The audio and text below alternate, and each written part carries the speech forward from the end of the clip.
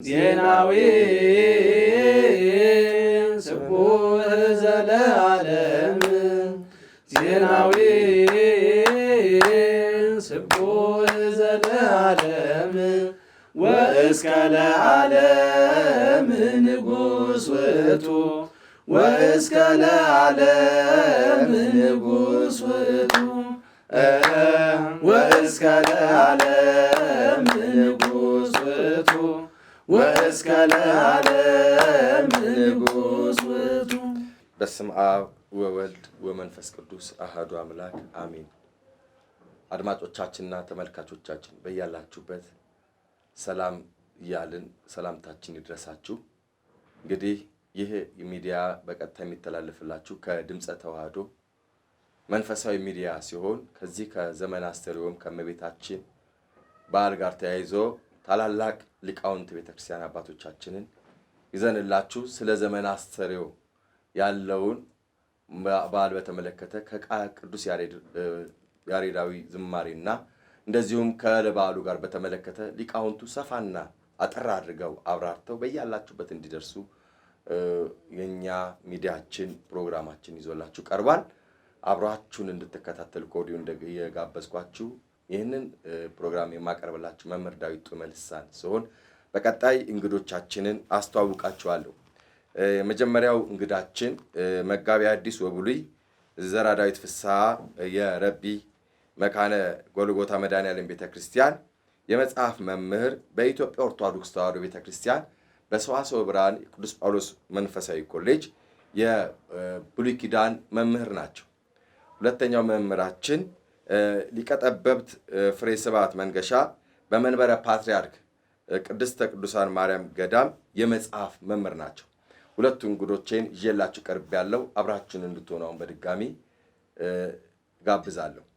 ክቡራን እንግዶቻችን እንኳን በዚህ በሚዲያችን መታችሁ ለተመልካቾቻችንና ለአድማጮቻችን የቤተ ክርስቲያንን ስርዓትና አስተምሯን በተመለከተ በይበልጥ ከዚህ ከእመቤታችን ከቅድስት ድንግል ማርያም ዘመን አስተርእዮ ጋር ተያይዞ ያለውን ሰፋ ያለ ግንዛቤ ለምእመኖቻችን ለማድረስ አክብራችሁን ስለመጣችሁ አሁንም በድጋሚ አመሰግናለሁኝ። እንግዲህ የመጀመሪያው ወደ ፕሮግራማችን ከመግባታችን በፊት በጣም ትልቅ እጅግ የምንወዳቸውና የምናገብራቸው መጋቢ ሐዲስ ወብሉይ መምህር ዘራ ዳዊት ከዚህ ከዘመን አስተርእዮ ጋር በቅዱስ ያሬድ ያለውን ዜማና ወረብ እስቲ እንደ መክፈቻ አድርገው ወደ እሳቸው ያሰሙናል። ወደ ክቡር መምህራችን እንበይነዝ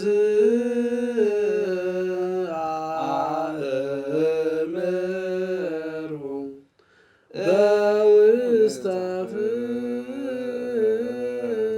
ፍትከመ ያደሉ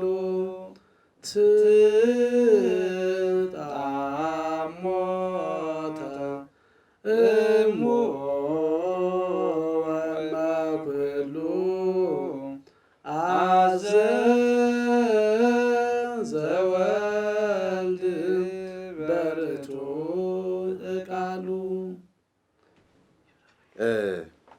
ይህ አሁን ያቀረባችሁት ዝማሬ የመላእክት ዝማሬና የቅዱስ ያሬድ ዝማሬ እንደሆነ ይታወቃል። ምንድን ነው እስኪ ትርጉሙ አሁን ካላችሁት ጋር ለምእመኖቻችንና ለአድማጮች ተመልካቾቻችን እስቲ አጠር አድርገው መጋቢ ሐዲስ ይህን ነገር ይገልጹልን። መልካም። እንበይነዝ አእምሩ ማለት ስለዚህ ነገር እወቁ ማለት ነው። እንዲህ የሚላቸው እንግዲህ የሰው ልጆችን በጠቅላላ ነው። ቅዱስ ያሬድ በውስተ ፍትከመ ያደሉ እግዚአብሔር በፍርድ እንደማያዳላ ስለዚህ ነገር እወቁ ተረዱ። እሙ ወእመኩሉ እናቱ ድንግል ማርያምን የእሱ ብቻ እናት አይደለች። እሙ ወእመኩሉ ይላል። የሁላችን እናት የሆነችውን እናቱም ስትሆን እናታችንም ስትሆን ሞትን እንዳትሞት ማድረግ አልፈለገም። ለምን? እናቴ ናት ብሎ ሌሎች የሞቱትን ሞት እንዳትሞት ማድረግ ይችል ነበር። የሚያዳላ ቢሆን ኑሮ አያዳላም። ክርስቶስ ስለማያዳላ አዘዘ ወልድ በርቱ ቃሉ ድንግል ማርያምን እንደ ሰው ሁሉ እንድትሞት ሞትን ትቀምስ ዘንድ አዘዘ ብሎ ይናገራል። እስመ እግዚአብሔር እያደሉ ለገጸ ሰብ ይላል ቅዱስ ጳውሎስ ወደ ሮሜ ሰዎች 2:11 ላይ እግዚአብሔር ለማንም እንደማያዳላ ተናግሯል። ስለዚህ ይህ ቃል የሚናገረው እመቤታችንን የክርስቶስ እናት ስትሆን አንዳንድ ሰዎች የኔ እናቱና እንዴት ሊሉ ይችላሉ። የሚገባ ፍርድ ሰን የማይገባ ፍርድ ይሰጣሉ። እርሱ ግን እናቴ ናት አትሞትም ሳይል ትክክለኛ ለሁሉም ጻድቁም ኃጥኡም የሚሞተውን ሞት ለእናቱም እንዳዘዘ እናቱም እንድትሞት ማድረጉን ኮናኒ በጽድቅ ፈታሂ በርት ትክክለኛ ፈራጅ መሆኑን የሚናገር ቃል ነው። ይህ ደግሞ የእመቤታችን ዕረፍት በዓል በመሆኑ ይህ ዕለት በዕለቱ ይዘመራል፣ ይመሰጠራል ማለት ነው።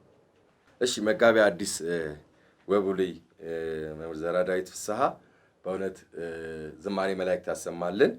እስቲ ሊቀ ጠበብት አሁን መጋቢ ሐዲስ ካሉት ጋር እርሶ ተጨማሪ የሚሉት ነገር ምን አለ? አድማጭ ተመልካቾቻችን። እሺ አመሰግናለሁ። ያው መምህራችን በሚገባ አብራርተውታል። እንግዲህ ሞት በሐዲስ ኪዳን ያው ዕረፍት ነው።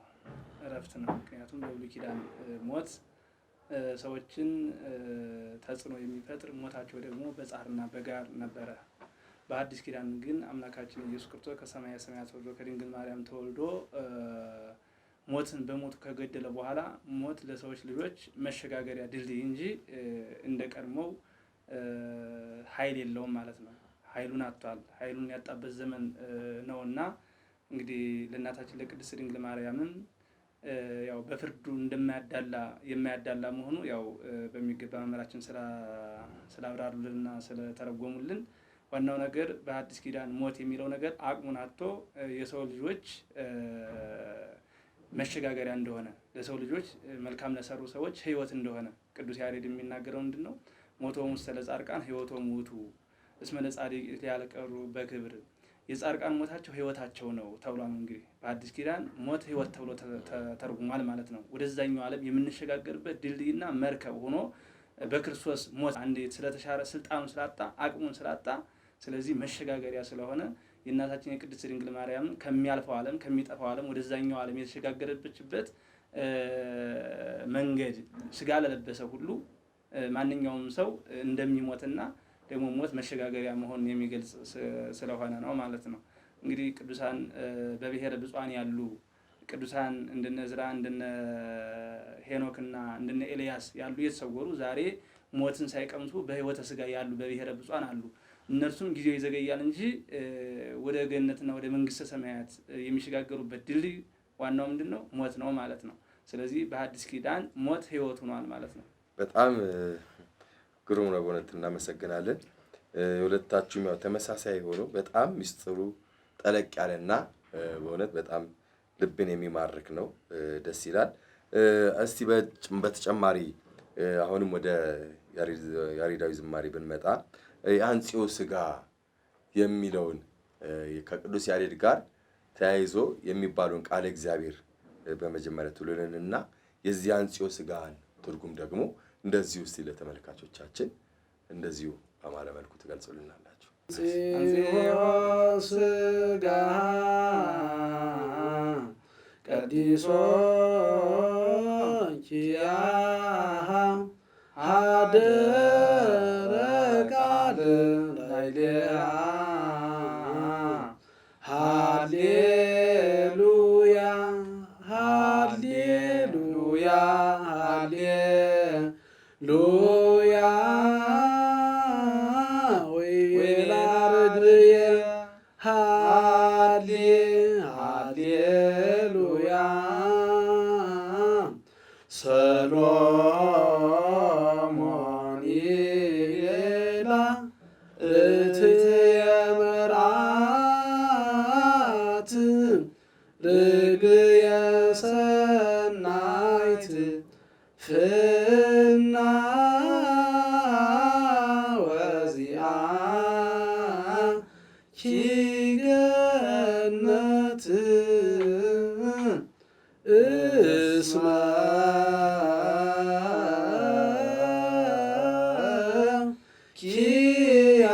ኪያኪ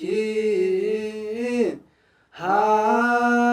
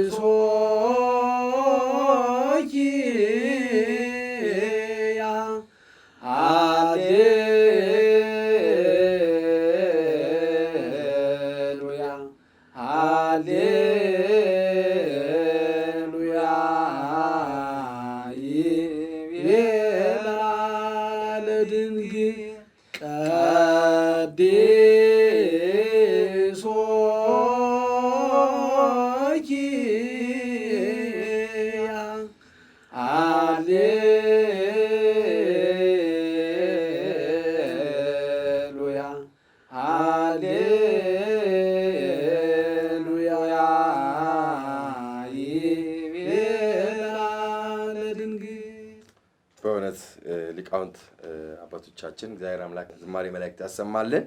በጣም ደስ የሚልና እውነት ራሱ ዜማው የቅዱስ ያሬድ ከዚህ ከመላእክት ጋር ተያይዞ እንደሆነ በዚህ በመጽሐፍ ቅዱሳችን ወይም በቤተክርስቲያናችን አስተምሮ የሚነገር ነው። ይሄ የመላእክት ዝማሬ እንደሚለው እውነትም ልብን የሚመስጥና በጣም ደስ የሚል ዝማሬን ያቀረባችሁልን ይሄ አሁን ያቀረባችሁልን የአንጽሖ ሥጋ አደረ ላዕሌሃ ብላችሁ ከመነሻው ጀምሮ እስከ መጨረሻው በጡም ዜማ ያቀረባችሁትን ቃለ እግዚአብሔር እስቲ ወደ ሊቀ ጠበብት ፍሬ ስብሐት ወደ እርሱ ልምጣና ይኸውን ያቀረባችሁ ጡም የሆነ ዜማን እስኪ ወደ አማርኛው ለአድማጭ ተመልካቾቻችን እንደው አጠር መጠን አድርገው ይግለጹልን እስኪ። እሺ፣ አመሰግናለሁ። አንጽሖ ሥጋሃ ሥጋዋን አንጽቶ ቀድሶ ኪያሃ ነፍሷንም አክብሮ አደረ ላዕሌሃ በእሷ ላይ አደረ። ሃሌሉያ ማለት እግዚአብሔር የተመሰገነ ይሁን ማለት ነው። ሃሌሉያ ማለት እግዚአብሔር ምስጉን ነው፣ እግዚአብሔር የተመሰገነ ይሁን ማለት ነው። ይቤላ ለድንግል ያው እንግዲህ ይቤላ የተባለ ለድንግል ይቤላ የተባለ ሰሎሞን ነው። ርግቤ ይቤላ እያለ ስለሚያመሰግናት ማለት ነው። ወደ ዋና ሚስጢሩ ስንመጣ ግን አንጽሖ ሥጋሃ ማለት እናታችን ቅድስት ድንግል ማርያም ሥጋዋን አንጽቶ ማለት በውርስ በዘር ከሚተላለፈው መርገም ሥጋዋን አንጽቶ ነፍሷንም አክብሮ በእሷ ላይ አደረ ማለት ነው። አደረ ስንልም በኩነት በመሆን ከሥጋዋ ሥጋ ከነፍሷ ነፍስ ነስቶ በመዋሃድ ነው አደረ የምንለው ማለት ነው። በነቢያት እንደሚያድረው በጻድቃን በሰማዕታት እንደሚያድረው አድሮም ትንቢት እንደሚያናግር ምስጢር እንደሚያስተረጉም ሳይሆን ሥጋዋን ነስቶ ሰው መሆኑን ለመግለጽ ነው ማለት ነው። ስለዚህ አንጽቶ የምንለው ከምንድን ነው ያነጻት ካልነ ከመርገም ከርኩሰት ከበደል ነው። እንግዲህ ለ5500 ዘመን ይኖሩ የነበሩ ሰዎች በመርገም ነው። ጽድቅም ሰሩ ኃጢአትም ሰሩ። ነገር ግን በዘር የሚወርደው መርገም ርኩሰት እነሱን አልተዋቸውም ማለት ነው። ጽድቅም ሰሩ መልካምም ኃጢአትም ሰሩ።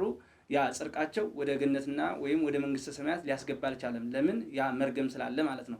እናታችን ቅድስት ድንግል ማርያም ግን ከዚያ የነጻች ናት ማለት ነው። ከዛ የተጠበቀች ናት ማለት ነው። የተጠበቀች ናት ማለት ነው። ለዚህ ነው በድርሳነ ማርያም ላይ እንዲህ የሚል ነገር አለ። አኮ ዘመጻ ላዕሌሃ መንፈስ ቅዱስ ዘከመ መጻ ላዕለ ነቢያት ወሐዋርያት ለቀድሶ ነፍሶሙ ወሥጋሆሙ።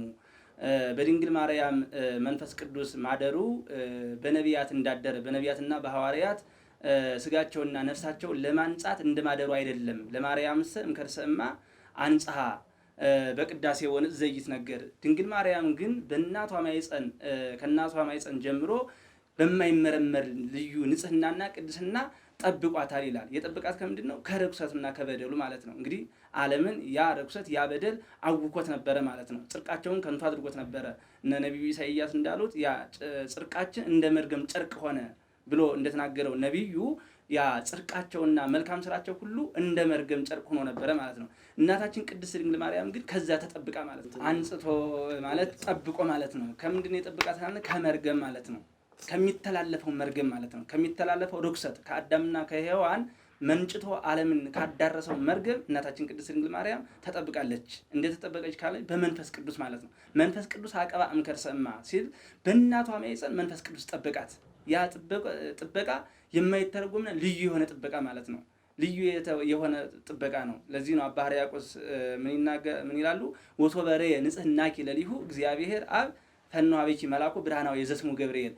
እግዚአብሔር አብ ንጽሕናሽን ባወቀ ጊዜ ስሙ ገብርኤል የሚባል ብርሃናዊ መልአክ ወደ አንቺ ሰደደ ይላል። ለምን ሰደደ? እንዲያበስር ማለት ነው። እንዲያበስር። ስለዚህ የእናታችን የድንግል ማርያም ንጽሕና ልዩ ነበር ማለት ነው። እንዲጠበቅ ያደረጋት ደግሞ ንጽሕናዋና ቅድስናዋ ነው። እናታችን ቅድስት ድንግል ማርያም በህሊናዋም ንጹሕ ናት፣ በስጋዋም ንጹሕ ናት፣ በነፍሷም ንጹሕ ናት። ድንግል በህሊና ወድንግል በስጋ እምንላት ወይ ረክሰት በምንትኒ እምዘፈጠራ ድንግል ማለት ከፈጠራት ጀምሮ በምን አልረከሰችም ይላል። ምንም ንጽሕናዋ ልዩ ስለሆነ ማለት ነው። እና እንደዚህ ስለሆነ እናታችን ቅድስት አንጽሖ ሲል ጠብቆ ከመርገም ከርኩሰት ዓለምን ካዳረሰው ርኩሰት ጠብቆ ስጋዋን ተዋሃደ ይላል ቅዱስ ያሬድ ማለት ነው። መልካም እንግዲህ በእውነት ሊቀ ጠበብት ፍሬ ስብሐት በጣም ግልጽ አድርገው እንትን ብለውናል። ይህ ሚዲያ የሚተላለፍላችሁ ከድምፀ ተዋሕዶ ሚዲያ ነው። የተከበራችሁ ምዕመናን በያላችሁበት ሆናችሁ በሀገር ውስጥ በውጭም ሆናችሁ እየተከታተላችሁን ያላችሁት እነዚህ የሁለቱን ታላላቅ አንጋፋ ሊቃውንት ቤተክርስቲያንን ከዚህ ከዘመነ አስተርእዮ ከእመቤታችን ከቅድስት ድንግል ማርያም በዓል ጋር አስመልክቶ የዕለቱን ቃለ እግዚአብሔርንና ወንጌል ነው እያስተማሩንና እየመከሩን ያለው። አሁንም በድጋሚ አብራችሁን እንድትሆኑ እንጋብዛለን።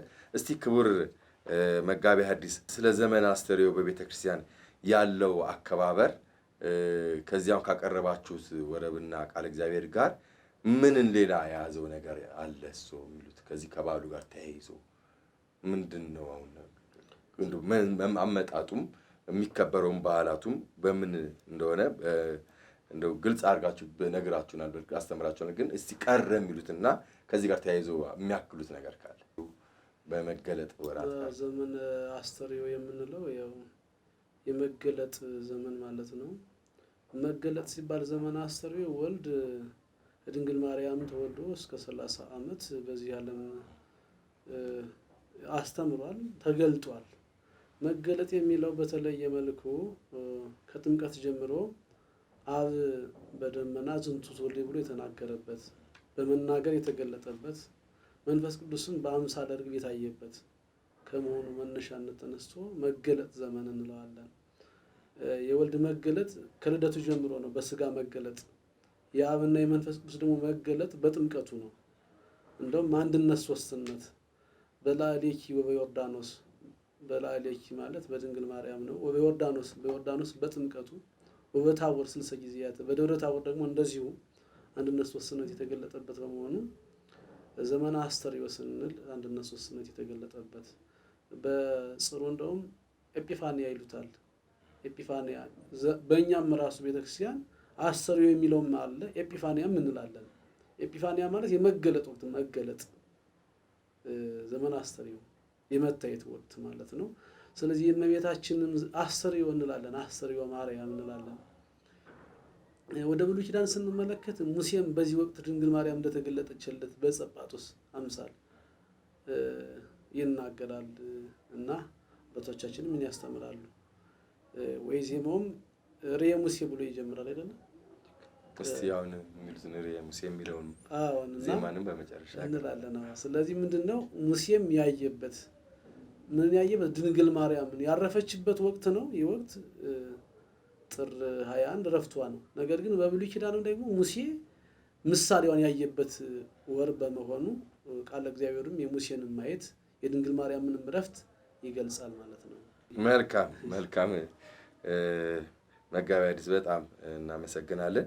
እስቲ ሊቀ ጠበብት ደርሶ ልምጣና አሁን መጋቤ ሐዲስ እንዳሉት ከዚህ ከወርኃ ጥር ጋር ተያይዞ በዘመነ አስተርእዮ ብዙ አድባራትና ገዳማት ታቦታት ይወጣሉ። እስቲ ያ ከምን ጋር ተያይዞ ነው? በመቼስ የተጀመረ ነው? እንዴትስ ተመጣ?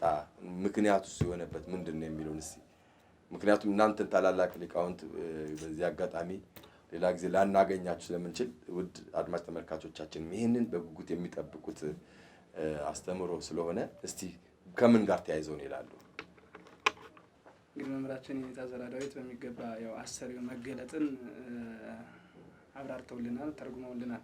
እንግዲህ ያው ዘመነ ጥር በተለያየ ቋንቋ መገለጥ ማለት ነው። ሰዎች የሚገለጡበት የክርስቶስ መገለጥ ብቻ ሳይሆን እንግዲህ በዘመነ ጥር ብዙ ጎልማሳዎች ሁሉ የሚገለጡበት፣ አረጋውያንም እንዲሁ ታቦትን እያጀቡ የሚወጡበት ነው። እንግዲህ የታቦት መውረድ በተመለከተ ያው ቅዱስ አምላካችን በእደ ዮሐንስ ለመጠመቅ ወደ ፈለገ ዮርዳኖስ የሄደበትን አማካኝነት በማስገንዘብ ነው እና ታቦታት የሚወርድ ከዛ የተነሳ ነው። እንግዲህ ድንግል ማርያም በዓል እንዴት ይከበራል ከተባለ እናታችን ቅድስት ድንግል ማርያም እንግዲህ ጽላቷ ባለበት ሁሉ አሰረዮ ማርያም በሁሉም ቦታ ከዚህ ቦታ ይከበራል ከዚህ ቦታ አይከበርም አንልም። ጽላቷ ባለበት ሁሉ ይከበራል። ማህሌቱ ይቆማል፣ ዋዜማው ይቆማል። አጠቃላይ ስርዓተ ማህሌቱ፣ ስርዓተ ቅዳሴ ሁሉም ይደረሳል ማለት ነው። እንዲሁም በገጠሩ ኢትዮጵያ በገጠሪቱ ኢትዮጵያ ምንድነው እንደ ጥምቀት ታቦት ሁሉ ይወርዳል፣ እንደ ጥምቀት ማለት ነው። በከተማ ግን ያው በአጥቢያ ባለበት በየቤተ ክርስቲያኑ ይከበራል ማለት ነው። መልካም ሊቀ ጠበብት፣ እስቲ መጋቤ ሐዲስ ስለዚህ ዕረፍተ ለሶልያና ወረደ ወልድ እምዲበልልና የሚለውን ቃል አንድ በዜማ በያሬዳዊ ዜማና ከዛ በኋላ ደግሞ እስቲ ይገልጹልናልና፣ ግን በመጀመሪያ ይህን ዕረፍተ ለሶልያና የሚለውን ቃል እግዚአብሔር እስኪ ታሰብ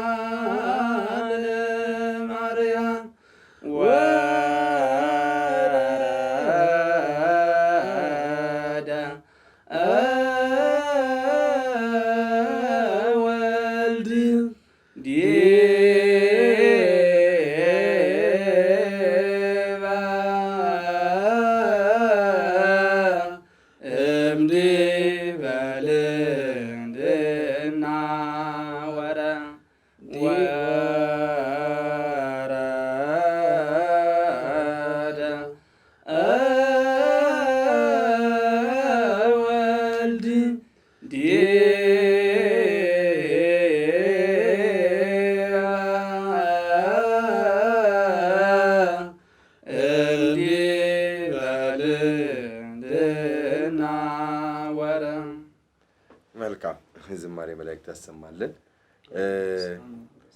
የተከበራችሁና የተወደዳችሁ አድማጮቻችን፣ ተመልካቾቻችን በያላችሁበት አሁን ሰላምታችን ይድረሳችሁ እያልን ይሄ የምትሰሙትና የምትከታተሉት የቤተ ክርስቲያናችን ድምፅ ሲሆን ይህም ከድምፀ ተዋሕዶ መንፈሳዊ ሚዲያ ነው። አሁንም አድማጮቻችን አብራችሁን እንድትሆኑ ከወዲሁ እየጋበዝናችሁ እንግዲህ ጊዜ ዕረፍተ ለሶልያና ወረደ ወልድ እምዲበልልና እንግዲህ ይህንን በዜማ በእውነት አሰምታችሁናል። ይሄ እስቲ ወደ አሁን እንደቅድሙ ወደ አማርኛ አድማጭ ተመልካቾቻችን ግልጽ ይሆንላቸው ዘንድ እስኪ ምንድን ነው ግልጽ ቢያደርጉልን መጋቤ ሐዲስ።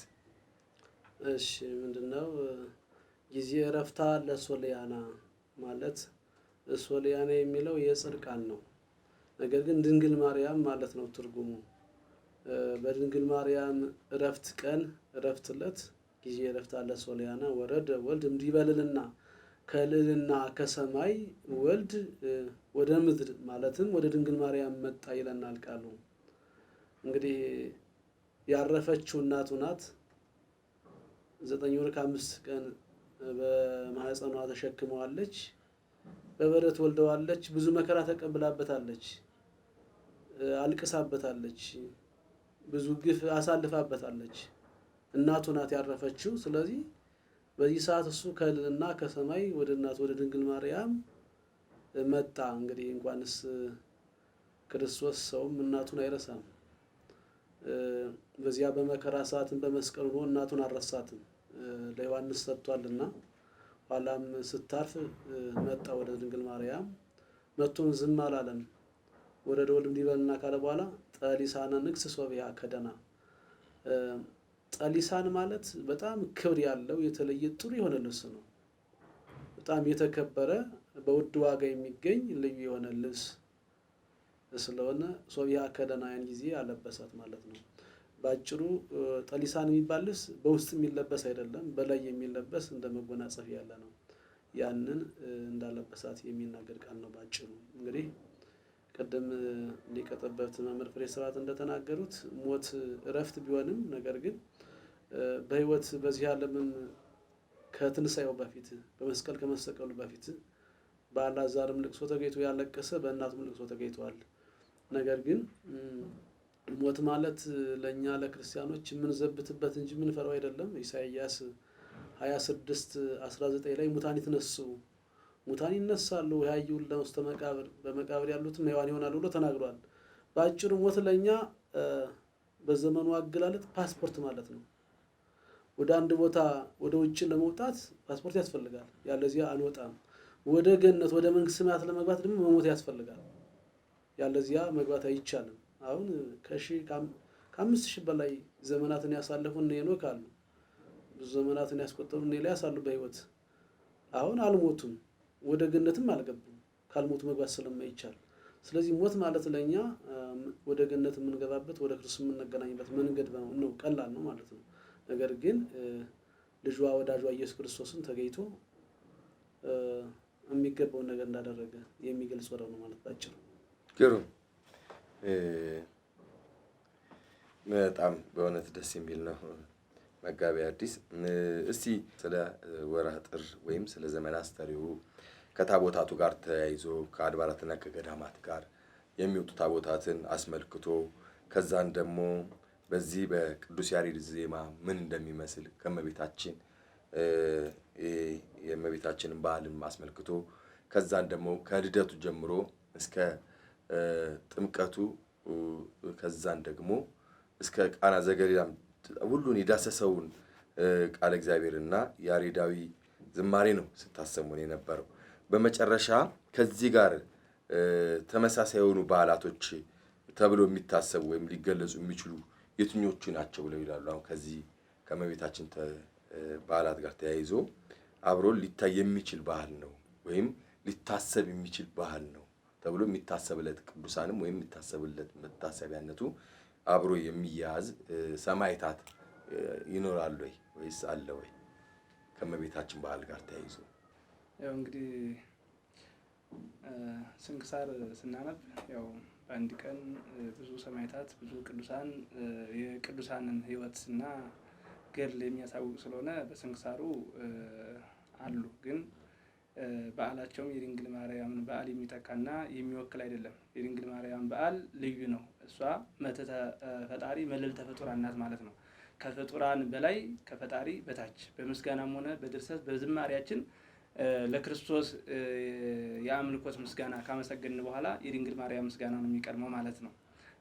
ለምሳሌ በጸሎታችን እንኳን አቡነ ዘበሰማያት ብለን የሰማይ አባታችን ካመሰገንን በኋላ ቀጥታ የምንሄደው ምንድነው? በሰላመ ቅዱስ ገብርኤል መልአክ በገብርኤል ሰላምታ ሰላም እንሻለን ብለን በጸሎታችንም እሷን እናስባታለን። በሁሉም ምስጋና እመቤታችን ከክርስቶስ ቀጥሎ የምትመሰገንና የምትወደስ እመቤታችን ናት ማለት ነው። ምንም ቅዱሳን በዓላቸው የሚከበርም ቢሆንም እንኳን የድንግል ማርያም በዓል ግን ልዩ ነው ማለት ነው። ለዚህም እኮ ነው አስተርእዮ በሰማይ ኮነ፣ ዮም በፍስሐ ለማርያም እምነ አሰርዮ በሰማይ ኮነ። ዛሬ ለእመቤታችን ለቅድስት ድንግል ማርያም መገለጥ ሆኗልና በሰማይ ደስታ ሆነ እያሉ ሊቃውንቱ በሌሊት በዝማሬያቸው በማህሌታቸው ያመሰግናሉ ማለት ነው። ይሄ የሆነው ምንድን ነው?